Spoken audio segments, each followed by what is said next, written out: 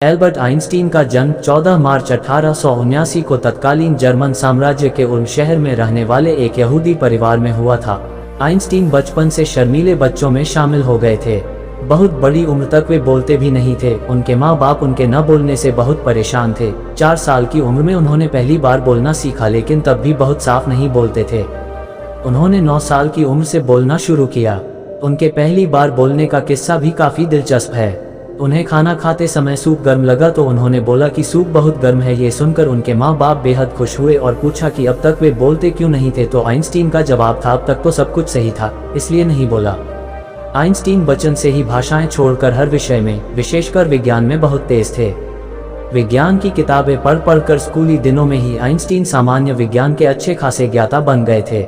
1914 से 1932 तक बर्लिन में रहने के दौरान हिटलर की यहूदियों के प्रति घृणा को समय रहते भांपकर एल्बर्ट आइंस्टीन अमेरिका चले गए। वह 20वीं सदी के सबसे प्रसिद्ध और प्रभावशाली फिजिसिस्ट में से एक थे। 9 नवंबर 1922 को उन्हें सैद्धांतिक भौतिकी में उनकी सेवाओं के लिए और विशेष रूप से फोटोइलेक्ट्रिक इफेक्ट की खोज के लिए फिजिक्स में 1921 का नोबेल पुरस्कार दिया गया। 18 अप्रैल 1955 के दिन उन्होंने प्रिंसटन के एक अस्पताल में अंतिम सांस ली।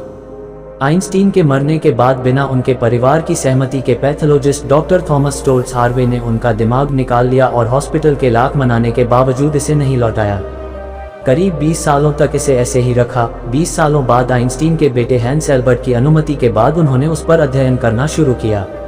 जानकर हैरानी होगी, लेकिन आइंस्टीन के दिमाग के 200 टुकड़े कर थॉमस ने उसे अलग अलग वैज्ञानिकों को भेजा था। कैलिफोर्निया में हार्वे और उनके सहयोगियों ने 1985 में आइंस्टीन के मस्तिष्क का पहला अध्ययन प्रकाशित किया।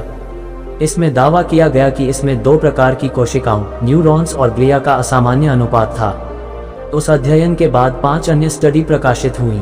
इसी अध्ययन में पता चला कि साधारण लोगों के दिमाग की तुलना में आइंस्टीन के दिमाग में एक असाधारण सेल संरचना थी। इसी कारण आइंस्टीन का दिमाग बहुत असाधारण सोचता था। आइंस्टीन की आंखें तक एक बॉक्स में सुरक्षित रखी गई हैं। ये थी एल्बर्ट आइंस्टीन के बारे में कुछ बातें।